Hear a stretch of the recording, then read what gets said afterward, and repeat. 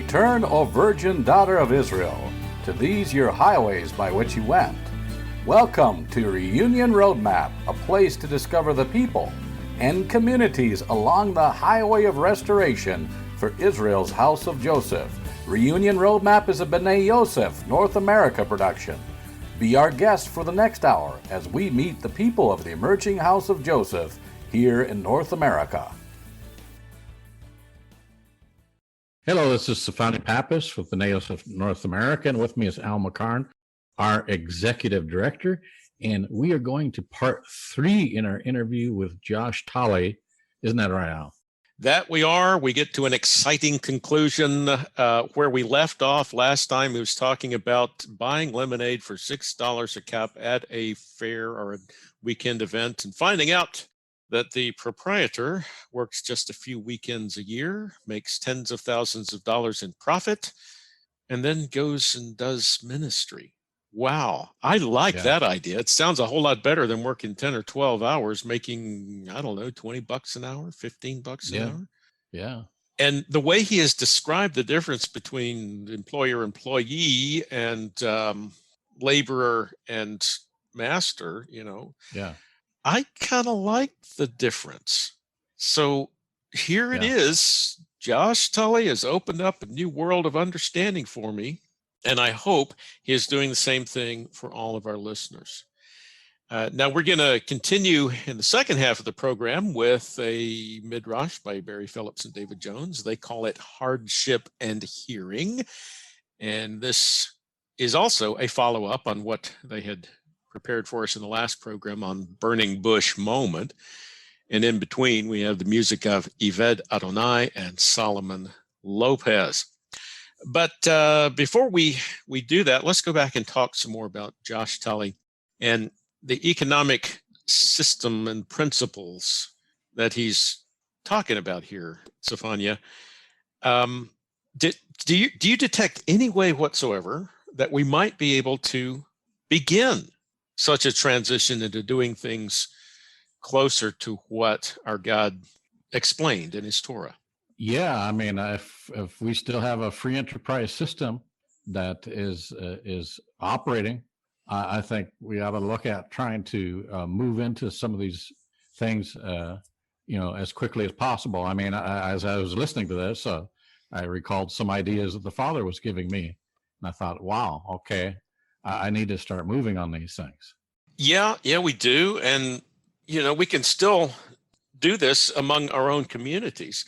Yes. Now, the current American system, which you and I have grown up in, has not really been favorable for that. Although Josh does mention the Jewish community, Muslim communities, the Indian community, others like this, they're already sticking together and working among themselves. Exactly. But we who are in the mainstream, no, we've never had a need to. Yeah. Maybe this is one of those scary things. Maybe we pray to the Lord, hey, help us to move into this. Because if we do that, who knows what it may look like? It may look like some things we don't really like at first, as is more often the case than we like to think when we are following in obedience with what the Lord says. Yeah, and I think it's a whole matter of community, and that if we approach this as a Lone Ranger, it's just going to break down and it's not going to work. And what Josh is really challenging us all is to look at it in regards to community. There you go. Community and relationship. Yeah. If it's just making money, well, we got the priorities wrong. Yeah. Because our Father in heaven, who owns the cattle on 1,000 hills, can dump a truckload of money on us to meet our needs in a heartbeat. But the relationships are key, and those require time and effort on our part. It's also harder to do, because we have to be vulnerable to one another. Yes. And right now, I am going to be vulnerable to the schedule of the program and say, let's go on out to St. Louis and finish our conversation with Josh Tolley.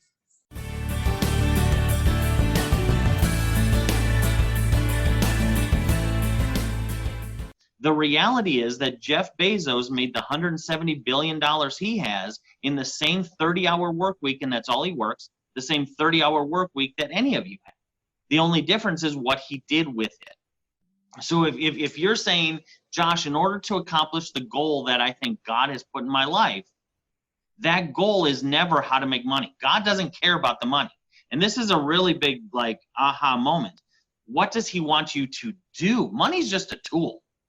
So if you're saying he wants me to be a missionary around the world, but I can't rely on churches anymore to do it, so how do I make the 200 grand it would take, in order to do that? Is that possible? Absolutely. Absolutely. I met a family, just a real quick story. I was at a tractor pull, and they don't have tractor pulls in the middle of, downtown Seattle. So I'm out in the middle of Nowhereville, but I'm at this tractor pull that's Thursday, Friday, Saturday, and Sunday.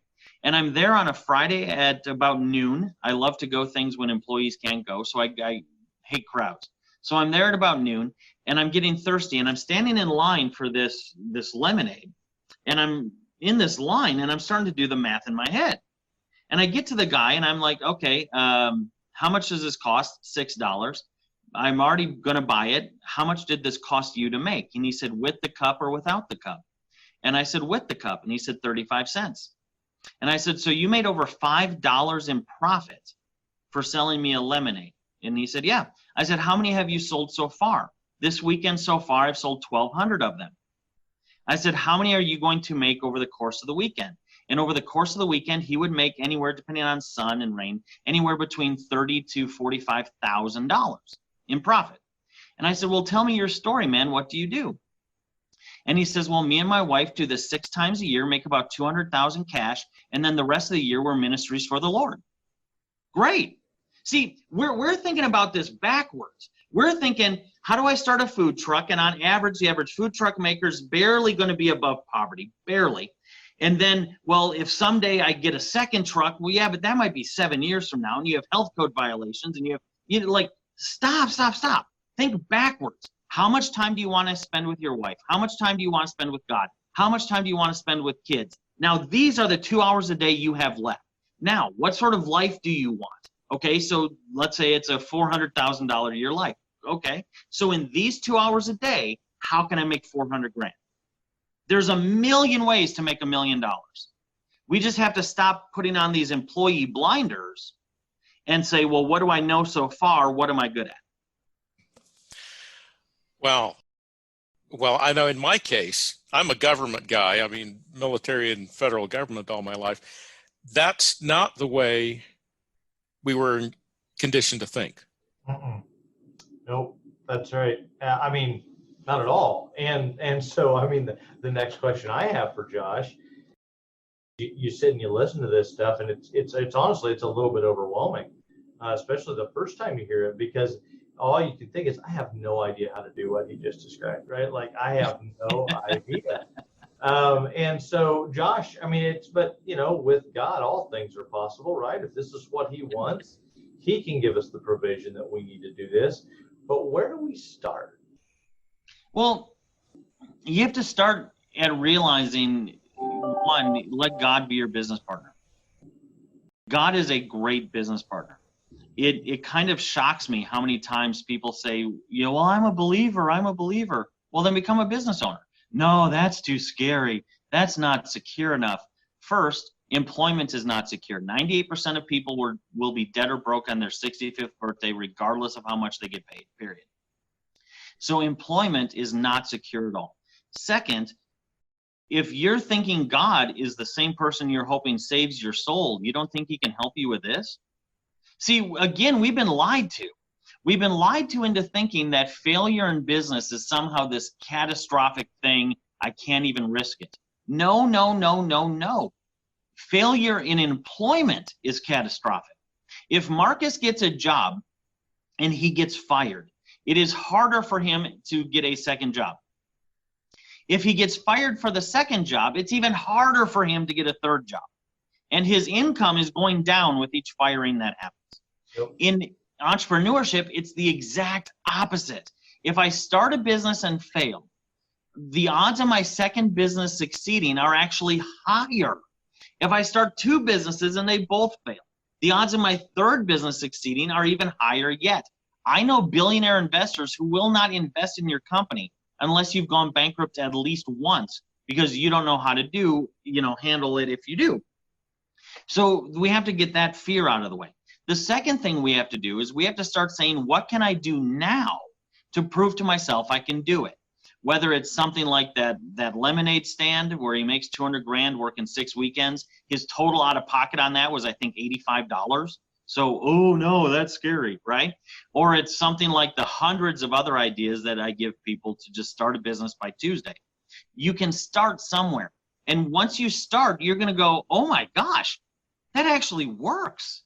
And I can do it. And then you're just off to the races. Then it's I'm going to see you a year later and you're going to have 5 companies and 20 employees. So, or actually laborers would be better. Laborers would be better. So practice. It's all about practice. Practice.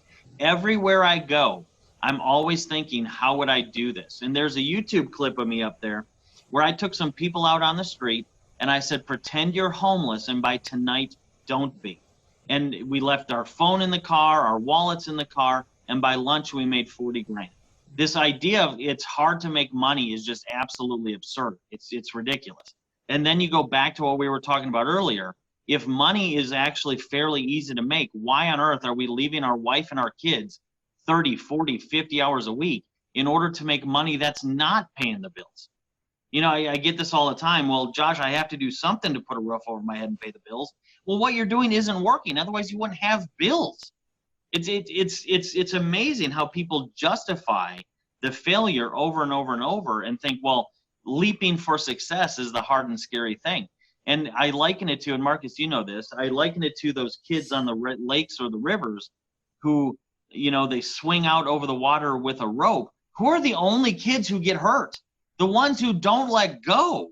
The ones who are afraid to get hurt are the ones that get hurt. What you've said here, Josh, is revolutionary. What impact have you seen so far where this has taken root in particularly a community of believers? Sure, yeah. So first, marriage is almost instantly restored. Almost instantly. Marcus said he's been to 2 Business of Life events. He's seen this.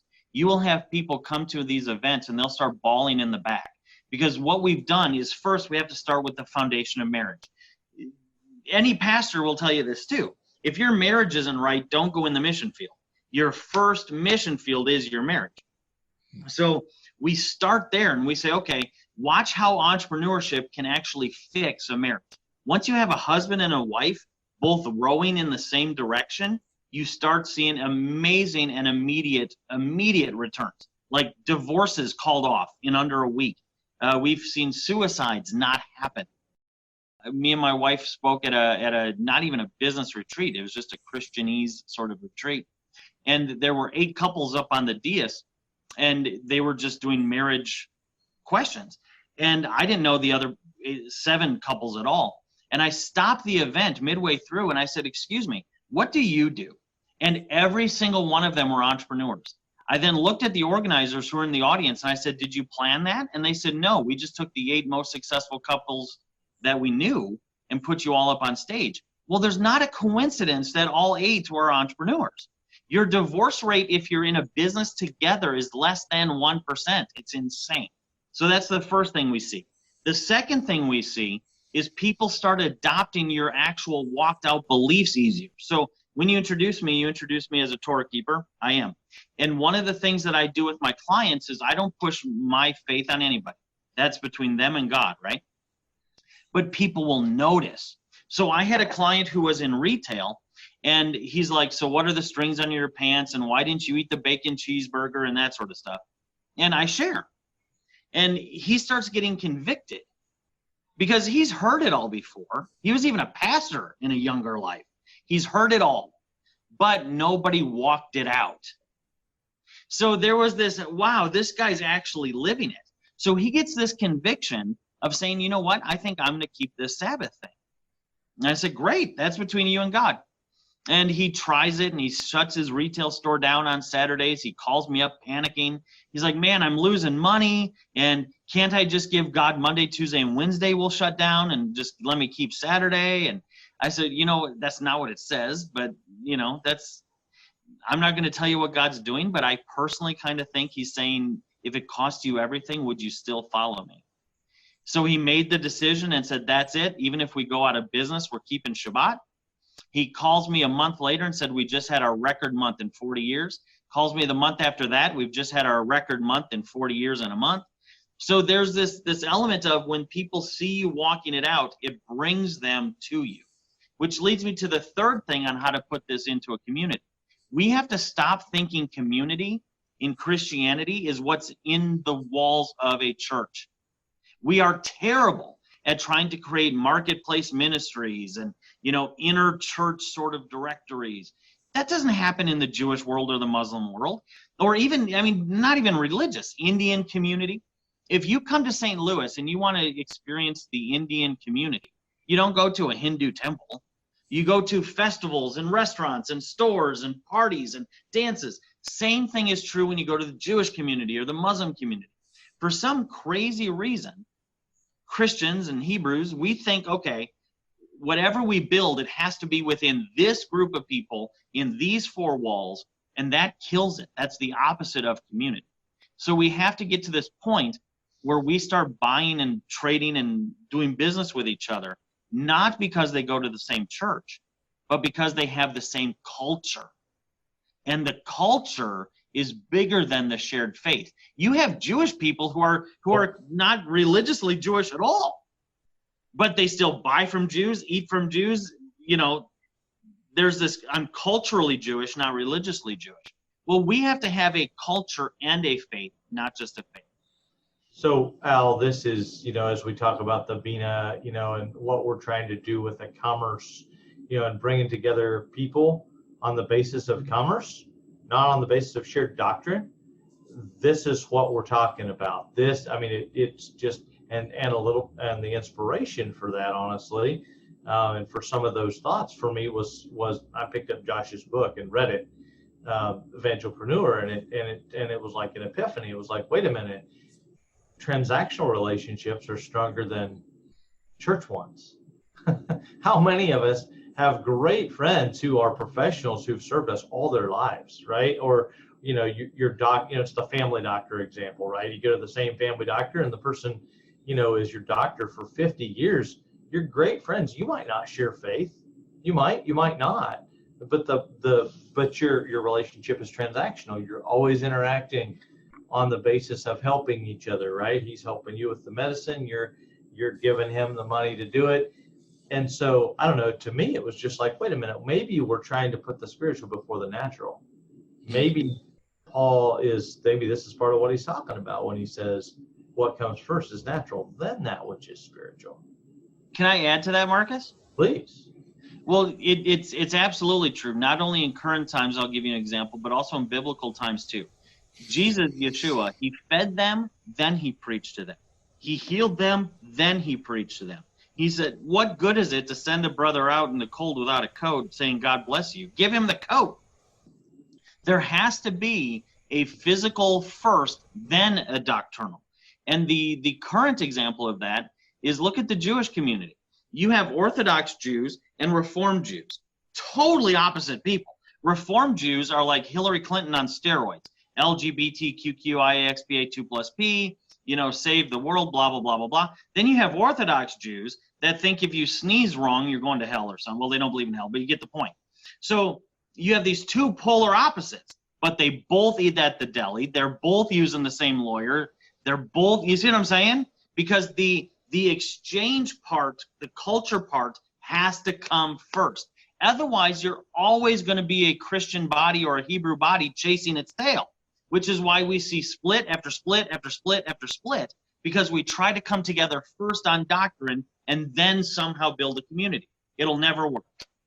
Well, and if I can, how does Yeshua say that people know if we're his disciples?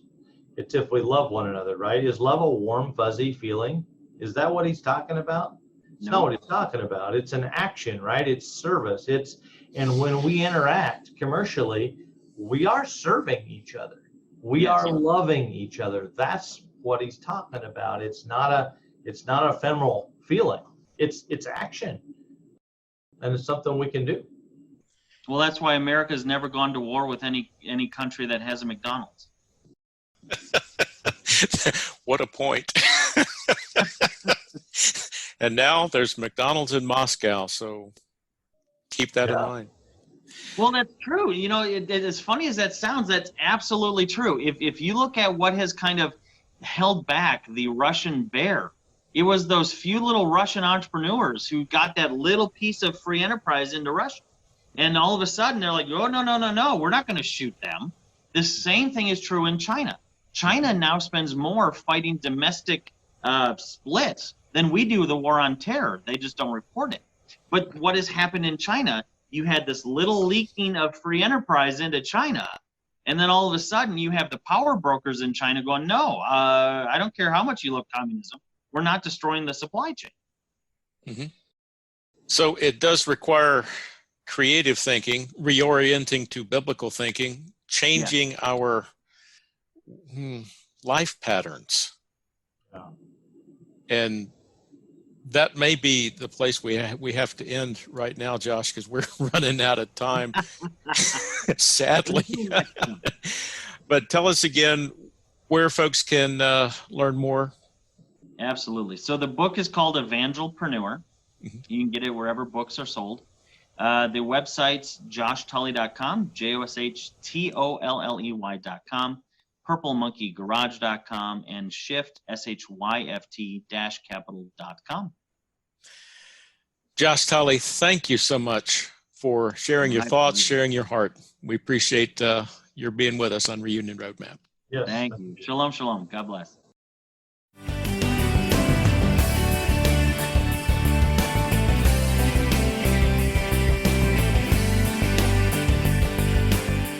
Here is Yvette Adonai singing Because He Shall Not Abandon, available at their website, yvetteadonai.com.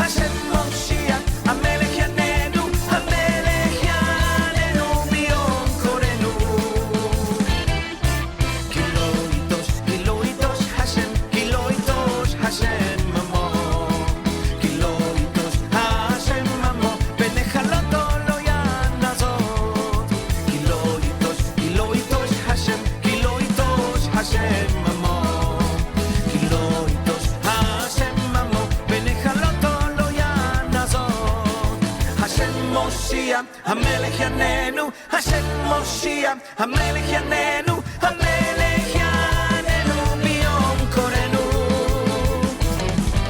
השם מושיע, המלך יננו, השם מושיע, המלך יננו, המלך יננו ביום קורנו.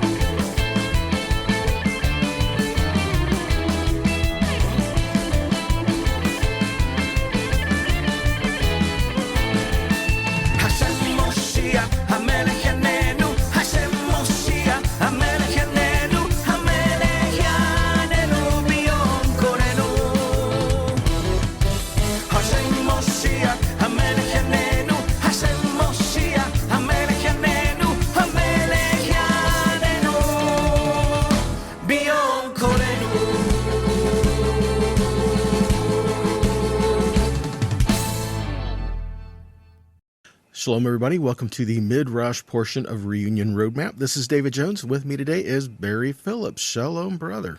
Shalom, David. Been looking through some things past few weeks. You know, we've at the time of this recording, I'm kind of going through the book of Exodus and at the beginning parts of it. And was reading in chapter 6 here recently. You know, there's a lot of times we can find things in the scripture that we can definitely relate to and see how it's applying to the world around us and to things in our life happening ourselves. And just that's why it's relevant for us today. We still find ourselves in a lot of these situations.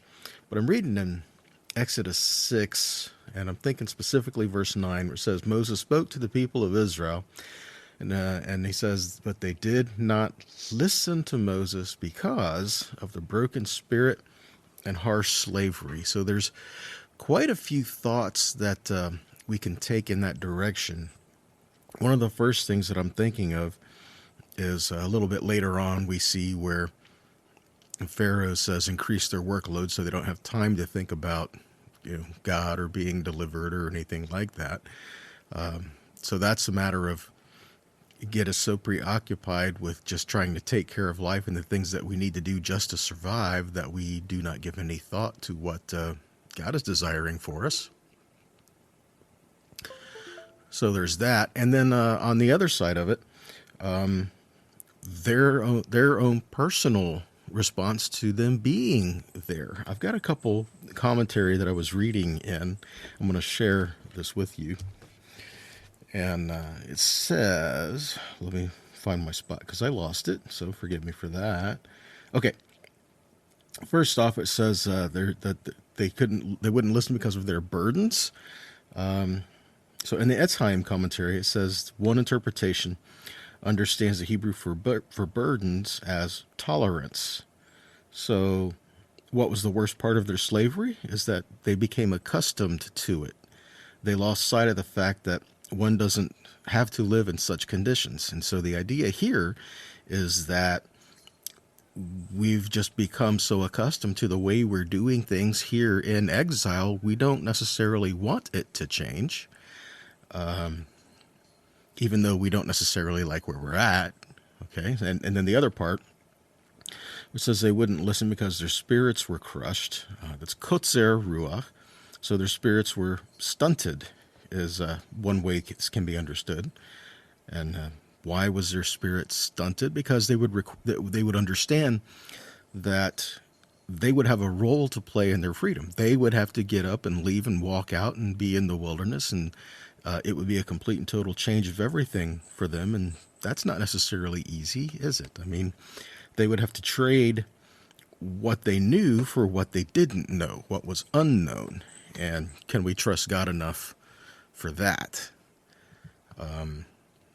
So all comes back down to they wouldn't listen to Moses because they let their own mindsets of where they were at get in the way. And I think there are times when Yahweh wants us to read his word, to hear his word, but we get in our own way sometimes. Uh-huh. And because of that, we can't hear his voice because we're too solidified, too hard in the voices that we've built walls around within us.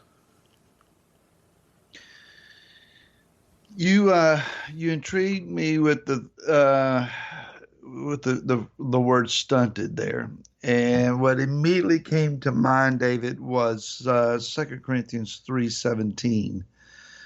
Now, Yahweh is the Spirit, the Ruach, and where the Ruach of Yahweh is, there is freedom. If their spirit, if their breath, the Ruach of them was stunted, they would have accepted not freedom, but slavery as their station in life. My wife and I enjoy watching period dramas set in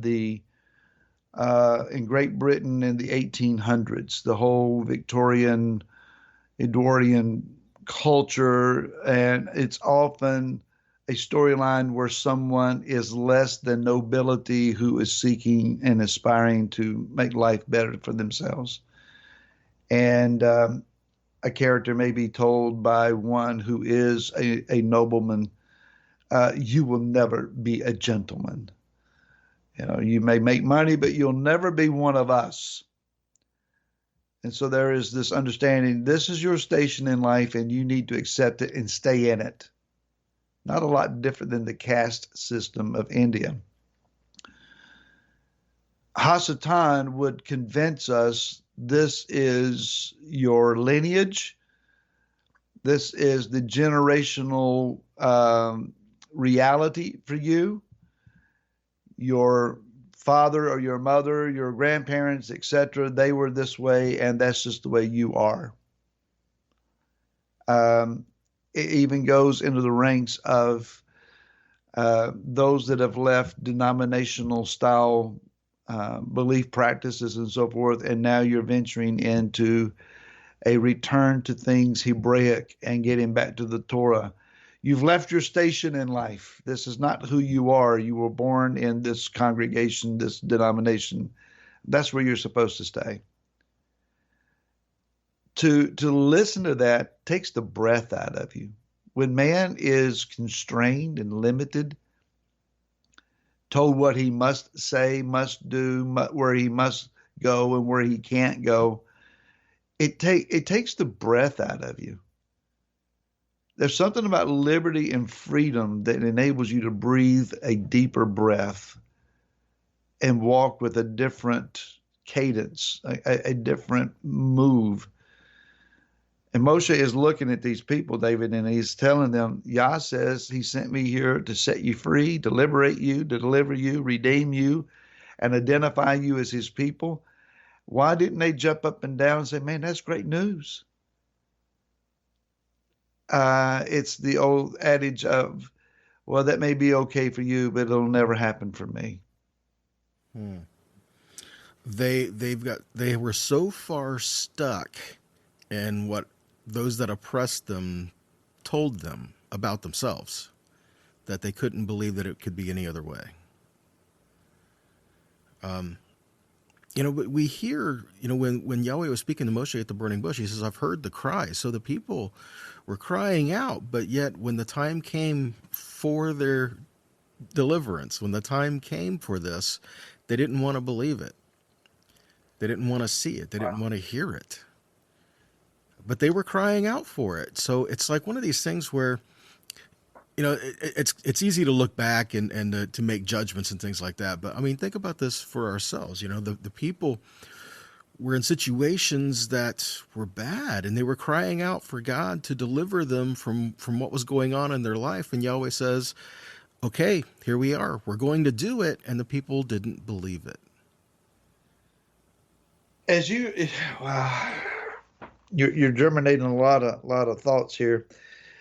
When they cried out, they were not so much crying out in formed words of prayer that Yah heard, but he heard the anguish and the pain of their cries and interpreted their crying as a call for deliverance. But they were unprepared to receive the answer to that prayer. They were crying out, but incapable at this point of receiving what they were crying out for. The reason being, I think, and a little word study here, when it says that they did not listen to Moshe, the word listen there is shamu, and no, that's not the whale. It's the Hebrew idea of it's either to listen, to comprehend, to believe, or to obey.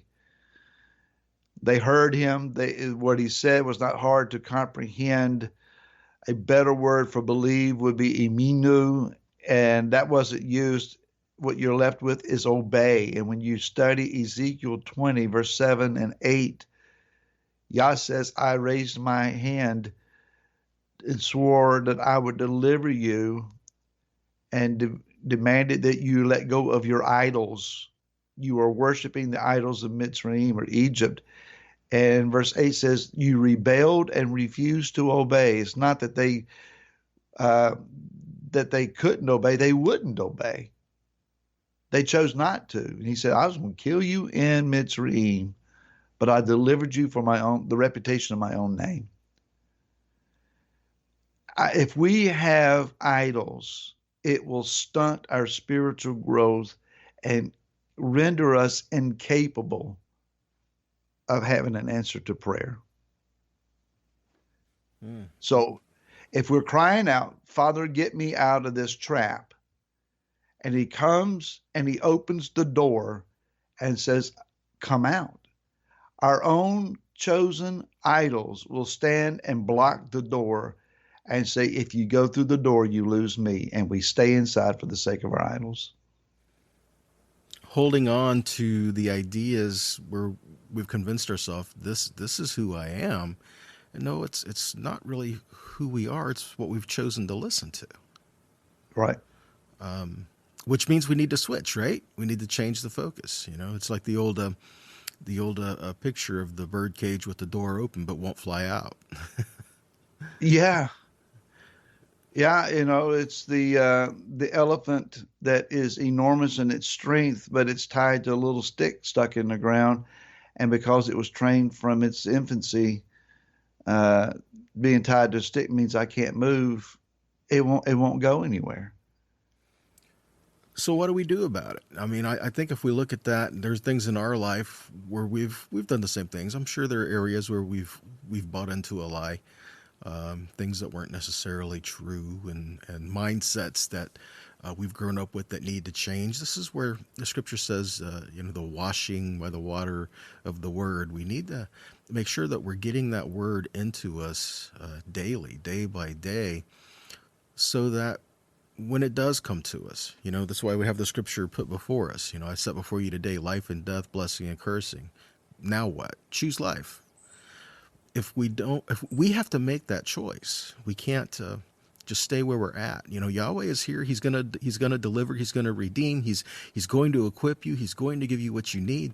But we've got to make the choice to follow. We have to be willing to choose the freedom that he is offering and believe that it's for us. Freedom is not just a constitutional issue. It's not just a societal issue, although that was necessary for them.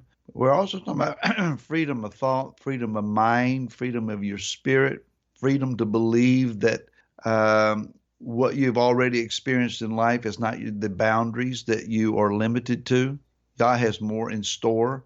You say something along those lines, and immediately people start talking about how much money they can receive. It's not about, certainly that has an application, and you can go down that road. But freedom from your past, freedom from the legacy of your family if it's a bad one, freedom from your past failures, freedom to believe that there is a future that includes more than what you've already experienced. Stop saying to yourself, this is my station in life, and this is the way it's always been. This is the way I am, that I can't change. Nothing's going to be any different. I'm just going to kind of go through the motions of where I'm at and not really expect too much because I don't want to be disappointed. We need freedom from that kind of mindset. Well, I'm a Hebrew roots person and nobody likes me and the church is going to reject me and my family don't like me anymore. And I'll just have to deal with it. Stop thinking that way. There's more to it than that. I'm sorry. I'll get off my soapbox. I'm thinking to go back into his presence. In his presence is the fullness of joy and there's peace there. When Israel was in exile in Babylon, and the time came to return, there are many who did not go back. There are many who stayed in Babylon because they liked being in exile. They liked being in Babylon. Rabbis say some 80%. That's amazing to me. But there were those who said, no, my heart is set towards the Father and his heart and his ways, his people and his land, and calling us back home. And I think that's what the Father's doing here. He's calling us to be mindful of what he has for us so that when the time comes, we're not going to fight and argue with that. We're going to know that it's him. And we've got to hear his voice like Yeshua said, right? My sheep hear my voice and they follow me. Well, as you said, the time has come for us to conclude. We welcome your comments and questions at Reunion Roadmap at B'naiYosefNA.com. And until next week, David, shalom. Shalom, brother.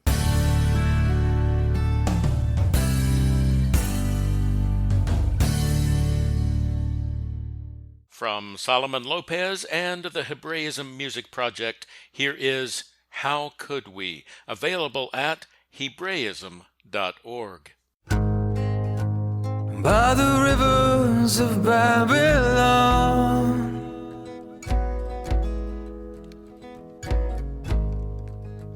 there we sat down and we wept as we remember Sion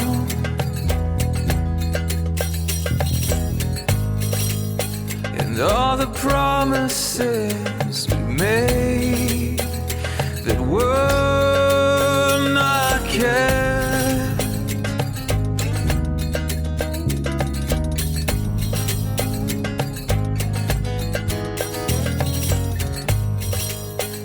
And our captors asked us for the words of a song, and they mocked us, saying, sing to us a song of Sion, sing to us a song of Sion.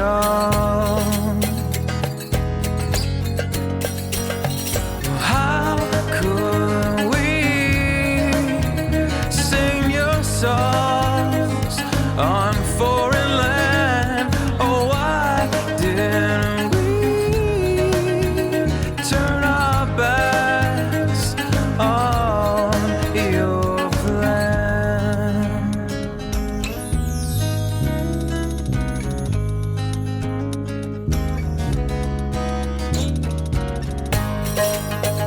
By the shores of America,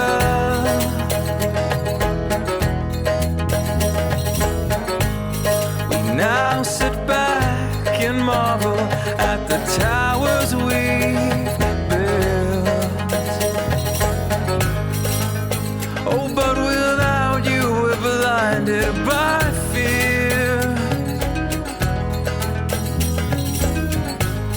and now we rule each other with guilt. Oh, how could we call this place a new promised land? Oh, why didn't we turn our backs on your plan? Oh, how could we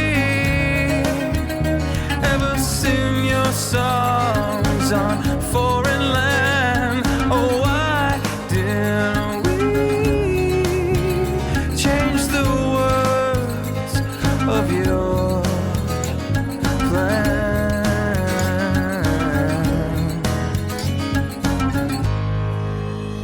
One day we'll all wake up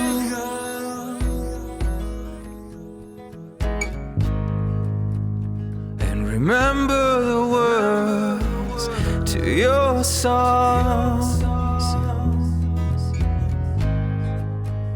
and you wipe away our tears, and you'll dwell with us again in Sion.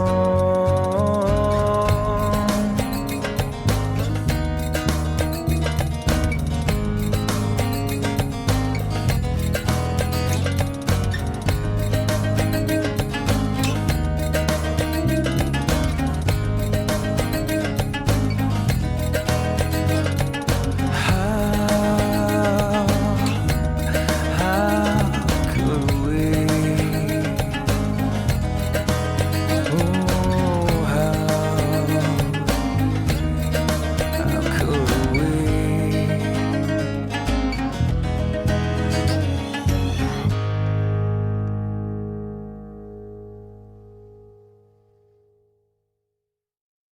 Well, that was one of our favorite musicians, Solomon O. Lopez, with How Could We? His rendition of the psalm about by the waters of Babylon. And before that, another rendition of a psalm because he shall not abandon by Yvette Adonai.